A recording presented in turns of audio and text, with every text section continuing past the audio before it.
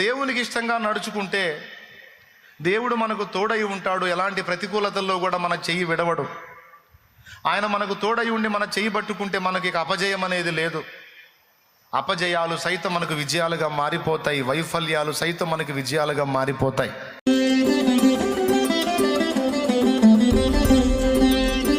ఎస్తేరు దీన మనస్సు కలిగిన స్త్రీ, విధేయురాలు, వివేచన కలిగిన స్త్రీ, విశ్వాసము గల స్త్రీ, కృతజ్ఞతాబుద్ధి గల స్త్రీ, త్యాగబుద్ధి కలిగిన స్త్రీ, తెగింపు త్యాగము కలిగిన స్త్రీ, సమయోచిత జ్ఞానము కలిగిన స్త్రీ.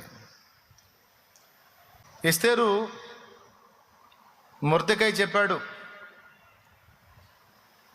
రాజుగారు మొదటి భార్య వదిలేశాడమ్మా.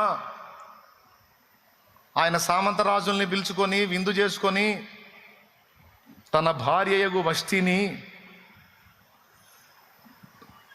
అందాల రాశి అయిన వష్టిని వాళ్ళందరికీ చూపించాలని రమ్మంటే ఆమె రాను పొమ్మంది. అందుకని రాజుకు మండింది. ఫలితంగా రాజు ఆమెను వదిలేశాడు. నేను పిలిస్తే రానప్పుడు, నేను చెబితే విననప్పుడు నాకెందుకేమా? కాబట్టి నేను ఆమెను విసర్జిస్తున్నాను. ఎందుకంటే నా భార్యే నా మాట వినలేదంటే రాజ్యంలో ఏ స్త్రీ కూడా తన భర్తకు లోబడతాం. కాబట్టి నా భార్య నాకు విధేయురాలు అయితే కదా రాజ్యంలో అందరి భార్య అందరికీ విధేయులు అయ్యేది. కాబట్టి నాకు విధేయత చూపనటువంటి భార్య నాకొద్దు అని ఆమెను విసర్జించి వేరొక స్త్రీని చేసుకోవటానికి ఇష్టపడుతున్నాడు. చాలామంది రాజకుమార్తెలు పోటీ పడుతున్నారు. ఎందుకంటే దాదాపు 127 సంస్థానాలకు రాజు ఆయన. అంటే ఒక రకంగా చెప్పాలంటే చక్రవర్తి. అప్పుడున్నటువంటి అగ్రరాజ్యము బబులోను సామ్రాజ్యం అయితే, మాదీయ పారసీక రాజ్యం అయితే అందులో ఒక రాజు ఇతను అగ్రరాజ్యపు రాజు. ఇతని కింద సామంత రాజులు ఉంటారు. కాబట్టి ఒకవేళ ఆయనకు కానీ భార్య అయితే 127 సంస్థానాల మీద రాణి అయిపోతుంది. చాలా గొప్ప విషయం అది. మరి చాలామంది రాజకుమార్తెలు పోటీ పడుతున్నారు ఆయనకు భార్య కావాలని. ఎస్తేరు నువ్వేమన్నా ప్రయత్నిస్తావా అన్నాడు. ఎస్తేరు అడ్డు చెప్పే టైపు కాదు, విధేయురాలని చెప్పా కదా, మీ ఇష్టం, మీరు చేయమంటే నేను ఏదైనా చేయడానికి సిద్ధంగా ఉన్నాను అంది. ఏం లేదమ్మా, ఒకవేళ దేవుడు కృప చూపి నిన్ను రాణిని చేశాడనుకో, ఇదిగో ఈ అన్య దేశంలో మన ప్రజలకు భద్రత లేదమ్మా, ఒకవేళ నువ్వు రాణివైతే మన ప్రజలు భద్రతలో ఉంటారు, ప్రయత్నిస్తావా అంటే తప్పనిసరిగా ప్రయత్నిస్తానని రాణి పోటీలో ఆమె కూడా పోయింది. ప్రార్థించుకుంది, దేవుని సంకల్పం తెలుసుకుని వెళ్ళిపోయింది. చాలామంది రాజుల కుమార్తెలు వచ్చారు, అంతఃపురంలో వాళ్ళని ఉంచారు. రాజు నియమించినంత సమయం వాళ్ళు ఉండి అక్కడ రెడీ అయ్యి రాజు రమ్మన్నప్పుడు వాళ్ళు ఒక్కొక్కళ్ళు వచ్చి రాజు ముందు కనపడాలి. ఈరోజు ఒకరి వంతు, రేపు ఒకరి వంతు, ఎల్లుండి ఒకరి వంతు, అట్లా రాజు దగ్గరికి వెళ్ళాలి వీళ్ళు రెడీ అయ్యి. రాజు ఎవళ్ళని చూపిస్తాడో ఆమె రాణి అవుతుంది. ఇక అందరూ ఎవరికి కేటాయించిన గదుల్లో వాళ్ళు ఉంటా ఉన్నారు. వాళ్ళకి సపరిచర్యలు జరుగుతున్నాయి. అంటే ఆ అందాన్ని ఇనుమడింపజేయడానికి అవసరమైనటువంటి ఏర్పాట్లన్నీ జరుగుతున్నాయి అందులో. ఎస్తేరు వెళ్ళింది, మిగిలిన వాళ్ళు ఏమో సాగించుకుంటున్నారు, పెత్తనాలు చేస్తున్నారు. మరి రాజకుమార్తెలు కదా, వాళ్ళు ఫ్యామిలీ బ్యాక్గ్రౌండ్ కలిగిన వాళ్ళు, వాళ్ళు సాగించుకుంటున్నారు. కానీ ఎస్తేరు అలా కాదు. ఆమె వారి ఎదుట, అక్కడ ఉన్నటువంటి అంతఃపుర వాసుల ఎదుట దీనంగా ప్రవర్తించింది. ఆమె ఒక రాణిలాగా బిల్డప్ ఇవ్వకుండా అక్కడ పని వాళ్ళతో కలిసి వాళ్ళకే అవసరమైతే ఉపచర్య చేసేటువంటి స్థితిలో దీనంగా ప్రవర్తించింది. అమ్మా, నువ్వు రాణి పోటీకి వచ్చావు, నువ్వెందుకురా మాకు ఎదురు పని చేస్తావు? మిగిలిన వాళ్ళు చూడమ్మా, వాళ్ళ సౌందర్యాన్ని ఇనుమడింపజేసుకోవడానికి ఎన్ని పాటలు పడుతున్నారు, నువ్వేంద్రా పిచ్చిదానిలాగా అంటే ఏముందిలే దేవుని దయ అన్నా, ఏముందిలే అన్నా, ఇదిగో ఇది తినన్నా, ఇది తాగన్నా, నువ్వు కష్టపడుతున్నావు, ఇలా చేసుకోను, అలా చేయక్క అని చెప్పని వాళ్ళకి ఉపచారం చేస్తూ వాళ్ళ మనస్సును ఆకర్షించింది. ఎదుటి వాళ్ళ హృదయాన్ని గెలవాలంటే మనం తగ్గించుకొని ఉపచారం చేసే బుద్ధి మన దగ్గర ఉండాలి. సాగించుకోవడం ఏముంది, పెత్తనాలు చేయటం ఏముంది, అదే గొప్ప విషయం కాదు. తగ్గించుకొని పని చేసినప్పుడు మనం ఆకర్షణీయంగా మారిపోతాం. ఉపయోగపడే మాటలు ఇందులో వేస్ట్ ఏముండదు. తీసుకోండి, బాగుపడతారు. స్తోత్రం చెప్పండి. ఏ విధంగా ఆకర్షించిందో దేవుడి కృప మొట్టమొదట, రెండవది ఆమె ప్రవర్తన. దేవుడు అందరూ ఆమెకు దయ చూపేటట్టు దేవుడు ఆశీర్వదించాడని మనం అనుకుంటాం, వాస్తవమే. అయితే ఇతరులు దయ చూపేటట్టు దేవుడు ఆమెను ఆశీర్వదించడం అంటే ఏంటో తెలుసా? ఆమెకు దీన మనసు దయచేయటమే. ఆమెకు దీన మనసు ఇచ్చినప్పుడు, ఆ దీన మనసు కలిగే ఆమె వాళ్ళ ఎదుట ప్రవర్తించినప్పుడు వాళ్ళకి ఆకర్షణీయంగా మారిపోయింది. అంతఃపురం అంతా ఎస్తేర్ని కూర్చున్న టాపిక్కే. చాలామంది ఆడపిల్లలు వచ్చారు రాణి పోటీకి, కానీ ఆ తిక్కలమ్మాయి అమ్మాయి ఎస్తేరు ఉంది చూడు, అరే భలే పిల్ల, ఎంత ప్రేమగా పలకరిస్తుందో. అరే రాణి పోటీలో ఉన్న అమ్మాయిలాగే ఉండదు, ఎంత ప్రేమగా పలకరిస్తుందో. అన్నా తిన్నావా అంటది, అక్క తిన్నావా అంటది, ఇదిగో నాకు ఆహారం ఇచ్చారు, ఇదిగో తింటావా, నాకు శ్రేష్టమైన ఆహారం పెట్టారు, నువ్వు తినొచ్చు కదా అని మనకు పెట్టబోయిద్ది. మనం పని చేస్తుంటే మనకి ఎదురొచ్చి పని చేయబోయిద్ది. అసలు ఎంత మంచి బుద్ధి కలిగిందో.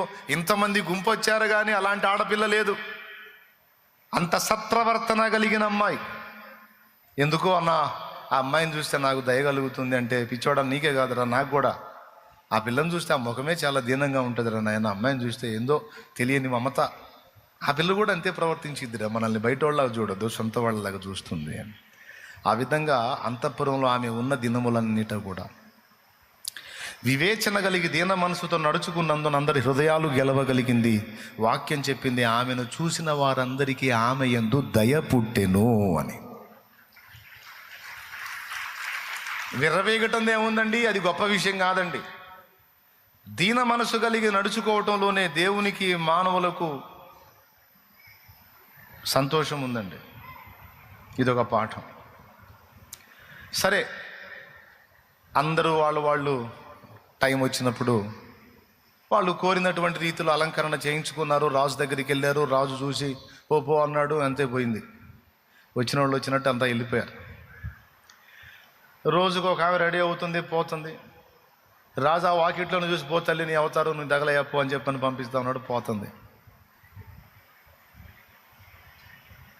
ఎందుకంటే పోయిన వాళ్ళందరూ కూడా వాళ్ళని వాళ్ళు రెడీ చేసుకునేటప్పుడు వాళ్ళ దృష్టికి వాళ్ళు అందంగా తయారవుతున్నారు, కానీ రాజు దృష్టికి నేను అంగీకరించబడతానా అన్న ఆలోచన ఒక్కరితే కూడా చేయలా.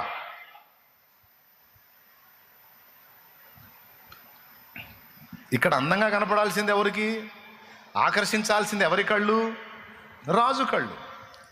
ఈమె దృష్టికి ఈమె అందంగా కనపడితే ఆయన దృష్టికి కనపడకపోవచ్చు. భార్య ఆకర్షించాల్సింది ఎవరి మనస్సుని? ఎవరి కంటిని అంటే భర్త కంటిని. చాలామందికి ఈ వివేచన తెలీదు.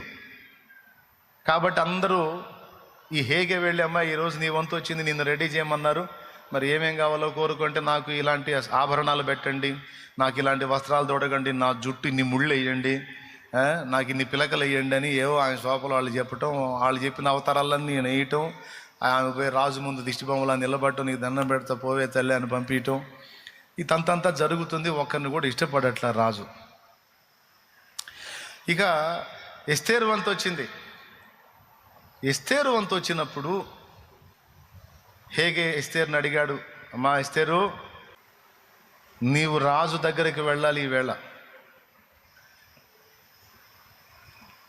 ఇప్పటిదాకా పనికి మన వాళ్ళందరికీ చేశా, వాళ్ళు దరిద్రపు కోరికలు ఎలా కోరితే అలాగ తీర్చే వాళ్ళకి. నా బంగారు తల్లి, ఈరోజు నీ వంతురా, నువ్వు ఎంత రిస్క్ చెప్పినా చేస్తామా, నిన్ను రెడీ చేయడానికి నువ్వు ఎలాంటి రిస్క్ చెప్పినా సరే నేను చేస్తా, ఎందుకంటే నువ్వు అంత మంచిదాన్ని.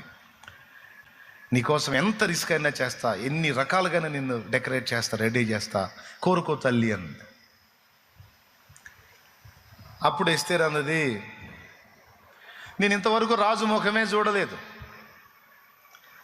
రాజు ముఖమే నాకు తెలియనప్పుడు రాజు ఇష్టాలు నాకెట్లా తెలుస్తాయి అయ్యా? కానీ నేను ఇక్కడికి రాక మునిపే అనేక సంవత్సరాలుగా నీవు రాజు నొద్ద ఉన్నావు. నేను నా ఇష్టం వచ్చినట్టు రెడీ అయితే అది రాజుకు నచ్చవచ్చు, నచ్చకపోవచ్చు. ఎందుకంటే నేను ఇక్కడికి వచ్చింది నా ఇష్టం వచ్చినట్టు ప్రవర్తించడానికి కాదు, రాజు ఇష్టాన్ని నెరవేర్చడానికి. కాబట్టి రాజుకు నేను ఎలా ఉంటే నచ్చుతానో అది నాకు తెలియదు, నీకు తెలుసు కనుక ఆ విధంగానే నన్ను రెడీ చేయమంది. అంతమంది గుంపు వచ్చారు కానీ ఒక్కదానికి కూడా ఇలాంటి తెలివి లేదమ్మా. నన్ను అట్ట చెయ్యి, నన్ను ఇట్ట చెయ్యి, నన్ను అలా రెడీ చెయ్యి, నన్ను ఇలా రెడీ చేయని అడిగింది. కానీ ఒక్క తల్లి కాకపోతే ఒక్క తల్లన్న రాజుకు నచ్చినట్టు నన్ను రెడీ చేయని అడగలేదు. ఆ మాట నువ్వు ఒక్కదాన్ని అడిగావురా ఎస్తేరు, నువ్వు చాలా వివేచన కలిగిన దానివి, ఖచ్చితంగా నువ్వే పాస్ అవుతావు చూసుకో అంట. ఎందుకంటే హేగేకి తెలుసు రాజుకి ఏ కలర్ ఇష్టమో తెలుసు, ఎలాంటి స్థితిలో ఒక ఆడ మనిషి ఉంటే ఇష్టమో రాజుకి తెలుసు. రాజు ఇష్టాలు హేగేకి పంచుకుంటాడు కదా, సంవత్సరాలుగా అక్కడే ఉన్నాడు కదా. ఏదో సందర్భంలో రాజును కలిసినప్పుడు ఆ కలర్ భలే ఉంటుందయా అంటాడు, ఈ ఆభరణం బాగుంటుందయా అంటాడు, లేకపోతే ఇవన్నీ ఎందుకయ్యా చెత్త సింపుల్గా ఉంటే భలే ఉంటుందయా అంటాడు. అవన్నీ రికార్డ్ చేసుకొని కూర్చున్నాడుగా. శుభ్రంగా రాజుకు నచ్చిన విధంగా ఎస్తేరును రెడీ చేశాడు. ఎస్తేర్, ఎక్స్ట్రాలు ఏం అవసరం లేదురా, అసలు నీ దీన మనసే గొప్ప అలంకరణ, దానికి తోడుదిగో ఇట్లాంటి ఈ వర్ణం, ఈ కలర్ శారీ లేకపోతే ఈ కలర్ డ్రెస్ ఆయనకి నచ్చుతుంది, ఇట్లా ఇంత సింపుల్గా ఉంటే నచ్చుతుందమ్మా, సరేనంటే అలాగే నువ్వు ఏది చేస్తావు అంతే. నీవు నియమించిన అలంకరణ తప్ప ఒక్కటి ఎక్కువైనా తక్కువైనా నేను పోను. రాజు సేవకుడైన హేగే నియమించిన అలంకరణ తప్ప మరి ఏది ఎస్తేరు ధరించలేదు. ఆమె రాజు దగ్గరికి వెళ్ళింది. అలాగా రాజు దగ్గరికి వెళ్ళి నిలబడినప్పుడు రాజుకు మైండ్ పోయింది. అయ్యలారా, పురుషుల్ని కూర్చోబెట్టి ఆమె సంగతి చెబుతున్నట్టు ఏంది నాకు అనమాకండి. దేవునికి స్తోత్రం. అయ్యా పెద్దగా చెప్పండి, ఒకసారి స్తోత్రం చెప్పండి. ఎస్తేరు సంగతి మాకెందుకు అయ్యా అనుకోవాకండి, ఇక్కడ ఒక పాఠం ఉంది.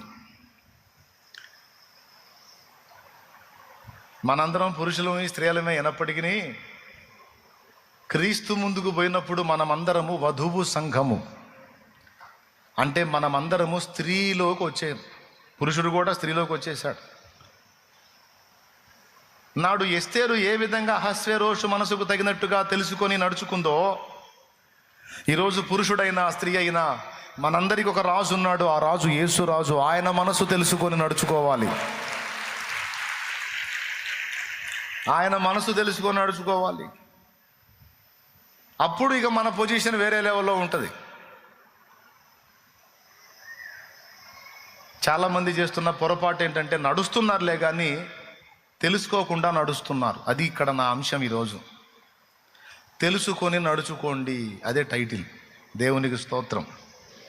ఏంటి టైటిల్ అంటే తెలుసుకొని నడుచుకోండి.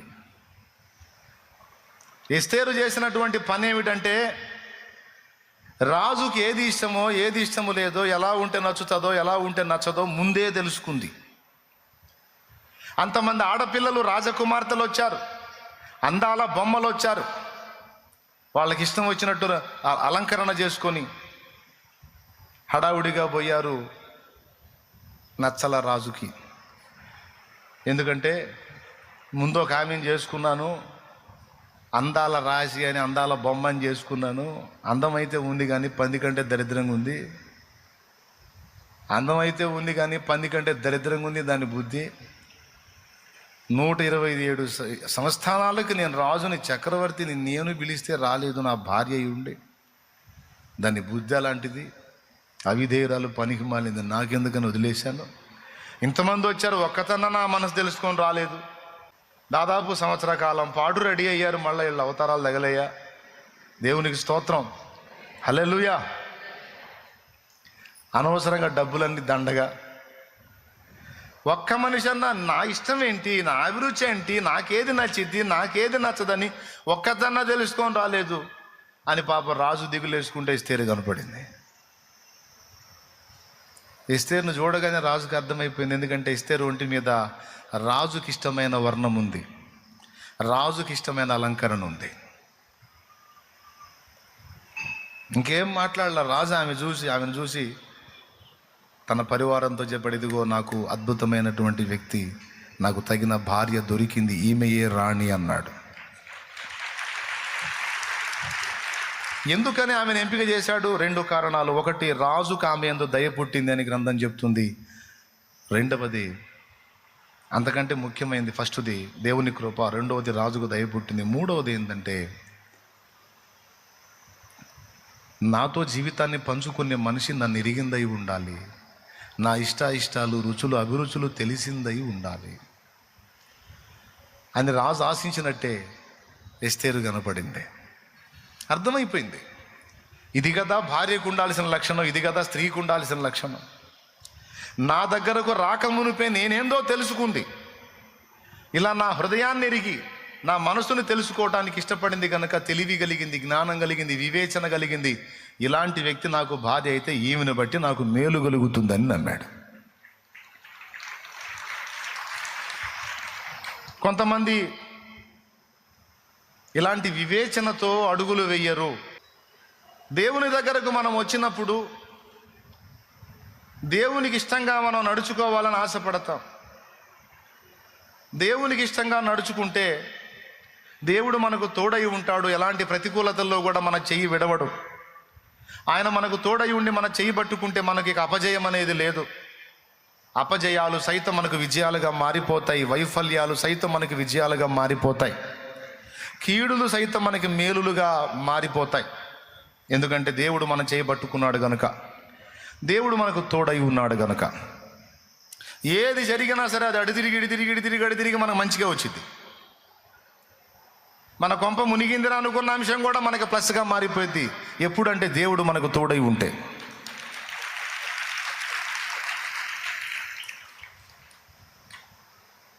ఎందుకంటే బైబిల్లో భక్తుల జీవితాలు మనకి తెలుసు. బైబిల్లో భక్తుల జీవితాలు మనకు తెలుసు. నానా రకాల శ్రమల్లో గుండా వాళ్ళు నడిపించబడ్డారు, చివరికి వెళ్ళి సింహాసనం ఎక్కారు. ఎవరు ఎన్ని రకాల కీడులు కల్పించినా అవన్నీ తీసుకెళ్ళి వాళ్ళు సింహాసనం ఎక్కడానికి కారణమైనాయి. ఎందుకంటే దేవుడు వారికి తోడై ఉన్నాడు. దేవుడు మనకు కూడా తోడై ఉండాలనేది మన ఆశ. దేవుడు ఎవరికి తోడై ఉంటాడంటే ఎవరు ఆయనకు అనుగుణ్యంగా నడుచుకుంటారో, ఆయన మనసుని తెలుసుకొని నడుచుకుంటారో వారికి దేవుడు తోడై ఉంటాడు. దేవునికి ఇష్టంగా నడుచుకున్న వాళ్ళకి దేవుడు తోడై ఉంటాడు. బ్రదరు ఏమంటావు? రైట్. ఇప్పుడు దేవునికి ఇష్టంగా నడుచుకోవాలంటే అసలు ముందు దేవునికి ఏది ఇష్టమో ఏది ఇష్టమో లేదో తెలుసుకోవాలిగా. ఏమంటావు? ఫస్ట్ మనం దృష్టి పెట్టాల్సింది ఏంటంటే నడవటం కాదు, ముందు ఇష్టం ఏదో తెలుసుకోవాలి. ఈ ఒక్క మాటతో సమాజములోను, సంఘములోను, కుటుంబములోను, దేవుని ఎదుటను, శత్రువు ఎదుటను 5 ప్రదేశములలో మనం నడవటానికి ఈ సూత్రం ఉపయోగపడేది. ఏమిటి అంటే తెలుసుకోవటం. సైతానుగాడిని ఒక ఆట ఆడుకోవాలని ఉందా నీకు? ఆడుకుందువు, కానీ ముందు వాడి గురించి తెలుసుకో. వాడి బలమేందో తెలుసుకో, వాడి బలహీనతలు ఏందో తెలుసుకో, వాడు నిన్ను అటాక్ చేసే విధానం ఏందో తెలుసుకో, వాడిని తిరిగి ఎలా తన్నాలో తెలుసుకో. దానికి కొద్దిగా టైం కేటాయించు. శత్రువుని గురించి తెలుసుకున్నప్పుడు వాడిని నడువులు ఇరిగేటట్టు తనటం మనకు అర్థమైద్ది. అసలు తెలుసుకోకుండా యుద్ధానికి దిగామనుకో, వాడి నడువులు ఇరగటం కాదు, నీ నడువులు ఇరుగుతాయి. ఎందుకంటే వాడు ఎటు నుంచి వచ్చి ఏ విధంగా తంతాడో నీకు తెలియదుగా. కత్తి తీసుకొని రాని పోయావు. ఇక్కడ పాయింట్ ఏంటంటే యుద్ధములో నీవు గెలుపొందాలంటే ముందు శత్రువుని గురించి తెలుసుకోవాలి. నీకు ఇవ్వబడింది ఏందో తెలుసుకోవాలి, శత్రువుకి ఇవ్వబడింది ఏందో కూడా తెలుసుకోవాలి. తెలుసుకొని నువ్వు నడుచుకున్నప్పుడు గెలుపు నీదవుతుంది. తెలుసుకోకుండా యుద్ధానికి పోతే తన్నులు తింటావు. శత్రువు బలాబలాలు తెలుసుకోవాలి, బలహీనతలు తెలుసుకోవాలి. నువ్వు కోర్టులో వ్యాజ్యానికి పోయినా, ఏమండి కుస్తీ ఫైట్లకు పోయినా, నువ్వు ఏ ఫైటింగ్ చేయడానికి పోయినా, ఏ విధమైన వాదనకు పోయినా అవతలి వాడి బలము బలహీనత తెలుసుకొని నువ్వు అడుగులు వేయాలి. ఈ తెలుసుకొనుట అనేది ఒక కీలకమైన విషయం. 5 ప్రదేశాలు చెప్పాను నేను. 1 దేవుని ఎదుట, 2 శత్రువు ఎదుట, 3 సంఘం ఎదుట, 4 సమాజం ఎదుట, 5 కుటుంబము ఎదుట. ఇంట్రెస్ట్ ఉంటే టప్పి రాసుకో, మళ్ళీ చెబుతా. 1 దేవుని ఎదుట, 2 శత్రువు ఎదుట, 3 సంఘం ఎదుట, 4 సమాజం ఎదుట, 5 కుటుంబం ఎదుట. 5 ప్రదేశాల గురించి నేను మాట్లాడాను, 5 వ్యక్తుల గురించి నేను మాట్లాడాను. 1 దేవుడు, 2 శత్రువు, 3 సంఘము అంటే మనం, 4 సమాజం అంటే బయట ఉన్న ప్రజలు, 5 కుటుంబం అంటే మన ఫ్యామిలీ మెంబర్స్ అండ్ రిలేషన్, బంధుమిత్రులు. మనం ఈ భూమి మీద ఉన్నంత కాలం ఈ 5 ముందు నడవాలి. ఈ 5 ముందు మనం నడవాలి. అసలు వీళ్ళెవరితో నాకు సంబంధం లేదంటే అడవిలోకి పోవాలి. అడవిలో పోయినా 2 ఉంటారు, దేవుడు ఉంటాడు, సైతాను ఉంటాడు. అడవిలో కూడా శత్రువులు ఉంటాయి, పాములు, జంతువులు, అవి కూడా ఉంటాయి. ఇక్కడ ఈ సమాజం నుంచి బయట పోతే అక్కడ ఒక సమాజం ఉంది అడవిలో, జంతు సమాజం. దాని ముందు ఎలా నడుచుకోవాలో కూడా తెలుసుకొని ఉండాలి. టోటల్గా ఈ భూమి మీద మనం బతికున్నంత వరకు ఈ 5 ఎదుట మనం బ్రతకాల్సి ఉంది అనేది మీకు అర్థమైందని అనుకుంటున్నాను. ఎందుకంటే ఇప్పుడు 3 సార్లు చెప్పాను కాబట్టి. ఒకసారి స్తోత్రం చెప్పండి మీరు. మొట్టమొదట దేవుని దగ్గర. ఇప్పుడు దేవుడు మనకు తోడై ఉంటే వరుస విజయాలే అని చెప్పాను, అపజయాలు కూడా విజయాలుగా మారతాయని చెప్పాను. ఒకడు మనల్ని పడద్రోద్దామని తోసినా కూడా అది మనం పోయి సింహాసనం మీద కూర్చోడానికి కారణమైద్ది అని చెప్పాను.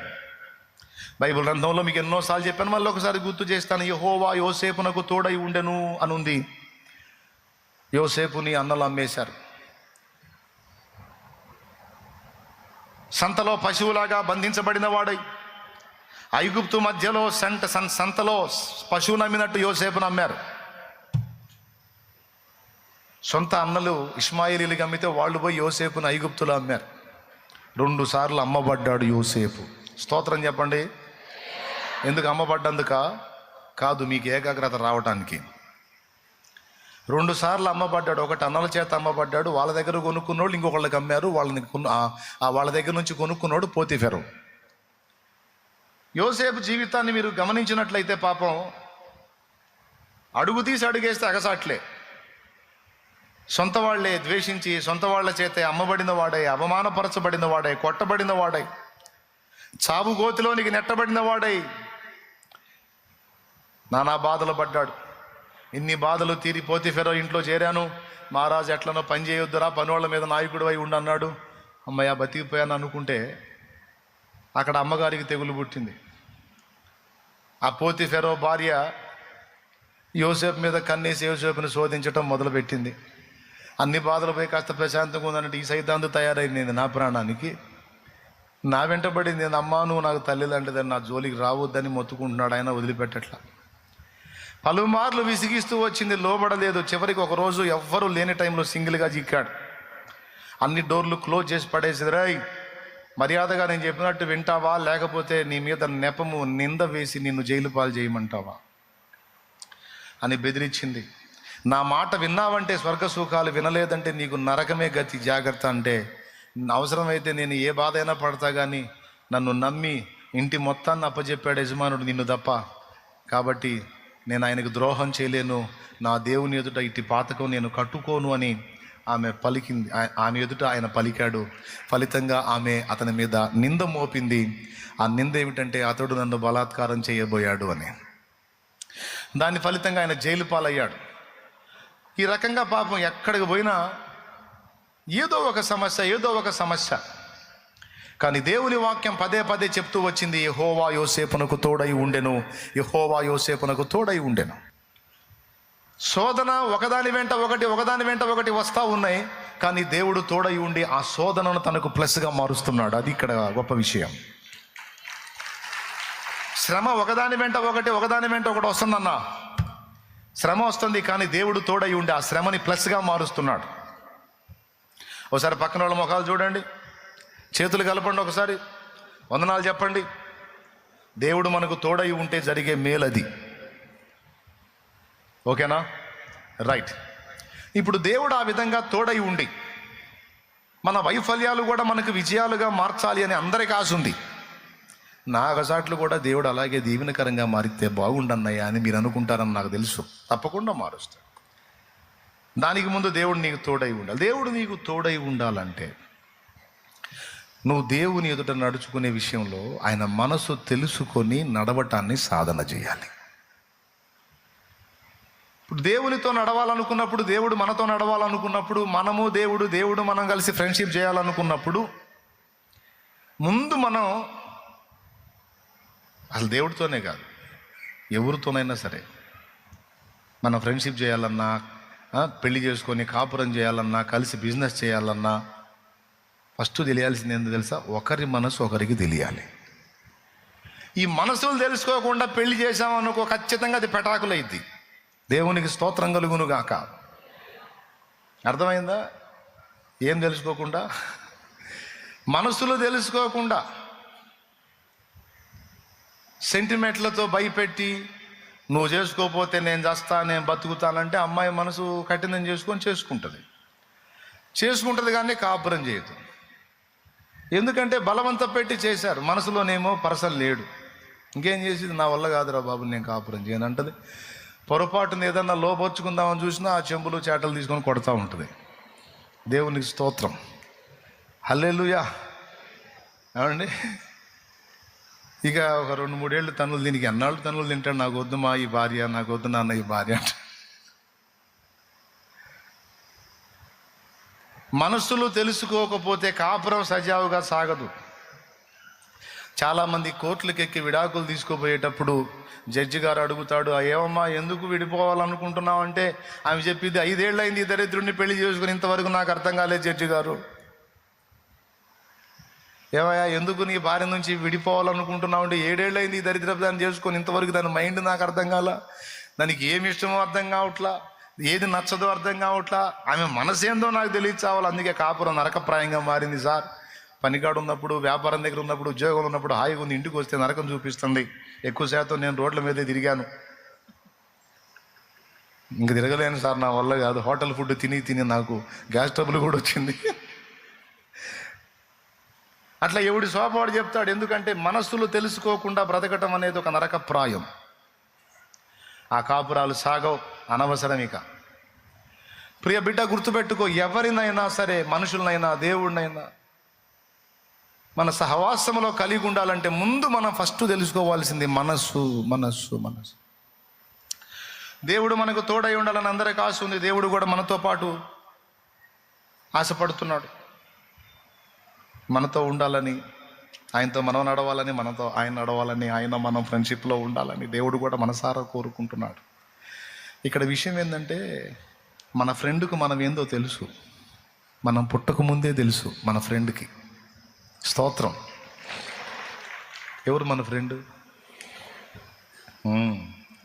మనం అసలు అమ్మ కడుపులో పడకముందే తెలుసు మన మెంటాలిటీ ఏందో. కాబట్టి నా మనసు ఇది, నా మనసు అదే నువ్వు చెప్పాల్సిన అవసరం, నీ మనసు ఎరిగే ఉన్నాడు. అయితే ఇప్పుడు వచ్చిన చిక్కు ఏంటంటే, ఆయన మనసు మనకు తెలియదు. అందుకే ఆయన మనస్సును మనకు తెలియజేసే అద్భుతమైన లేఖయే పరిశుద్ధ గ్రంథము. ఏం చేస్తే కోపం వచ్చిద్దో, ఏం చేస్తే సంతోషం కలిగిద్దో, ఏం చేస్తే దుఃఖపడతాడో, ఏం చేస్తే ఆనందపడతాడో, ఏం చేస్తే ఆశీర్వదిస్తాడో, ఏం చేస్తే శాపానికి అప్పగిస్తాడో, ఏం చేస్తే తంతాడో, ఏం చేస్తే ఎత్తుకుంటాడో, మొత్తం మనకు తెలియజేసేది ఈ 66 పుస్తకాల పరిశుద్ధ బైబిల్ గ్రంథము. దేవుని మనస్సును తెలిపే గ్రంథము. దేవునికి స్తోత్రం.